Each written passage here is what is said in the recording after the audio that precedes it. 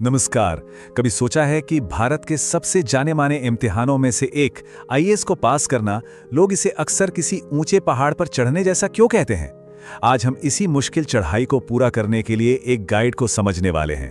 तो ये guide IAS परीक्षा को सिर्फ एक एग्जाम नहीं मानती, बल्कि इसे कह सकते हैं एक बहुत बड़ी चढ़ाई की तरह देखती है। एक ऐसी यात्रा जिसके लिए एक नक्शे और एक गाइड की तो सख्त जरूरत पड़ती ही है।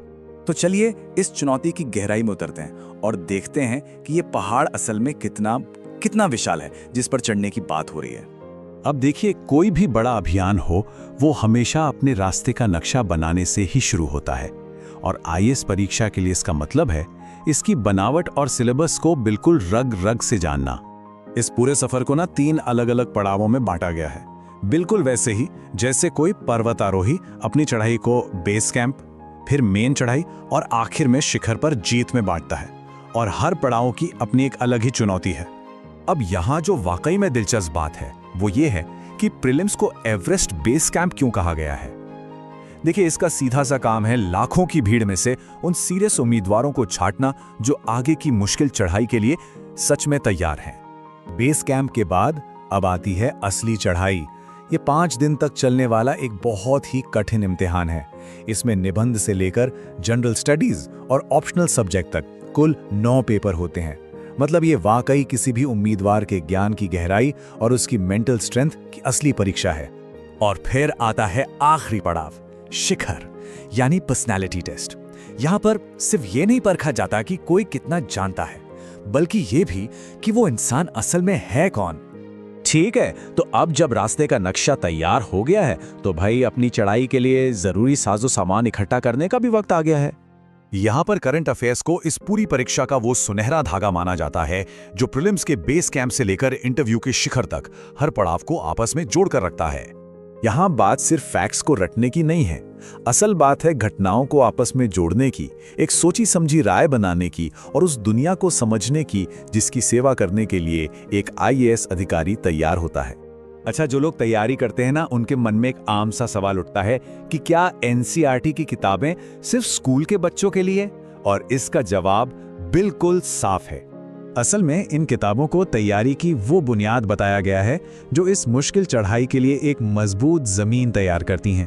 मतलब इन्हें सिर्फ पढ़ना नहीं है, बल्कि इनके हर कॉन्सेप्ट को अपनी सोच का हिस्सा बनाना जरूरी है।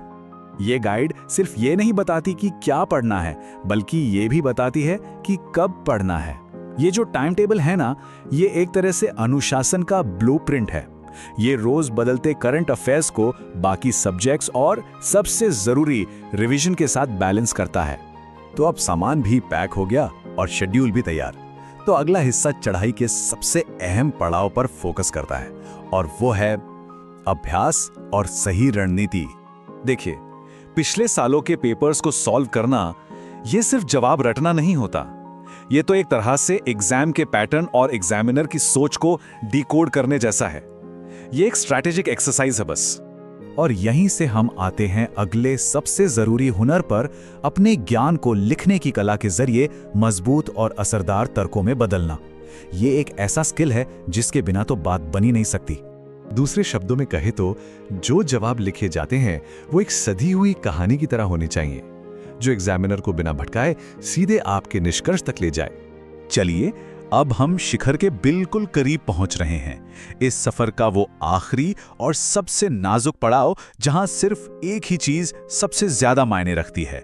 यहाँ पर रिवीजन को एक थकाऊ काम नहीं, बल्कि एक ऐसी जादुई प्रक्रिया बताया गया है जो किसी की भी काबिलियत को जीत में बदल सकती है। ये एक तरह से एक मानसिक किले की तरह काम करता है, जो ना सिर्फ ज्ञान को मजबूत करता है, बल्कि इम्तिहान के दिन जो घबराहट होती है ना, उससे भी बचाता है। तो बेस कैंप से लेकर चोटी तक की पूरी यात्रा को समझने के बाद यह सवाल तो उठता ही है कि आखिर इस शिखर को फतेह करने के लिए असल में चाहिए क्या? और अंत में सफलता का ये पूरा रास्ता इन 3 जरूरी चीजों पर ही टिका है: सही रणनीति, लगातार अभ्यास और अटूट दृढ़ संकल्प। और यही वो गुण हैं जो एक उम्मीदवार को देश की सेवा के लिए तैयार एक अधिकारी बनाते हैं।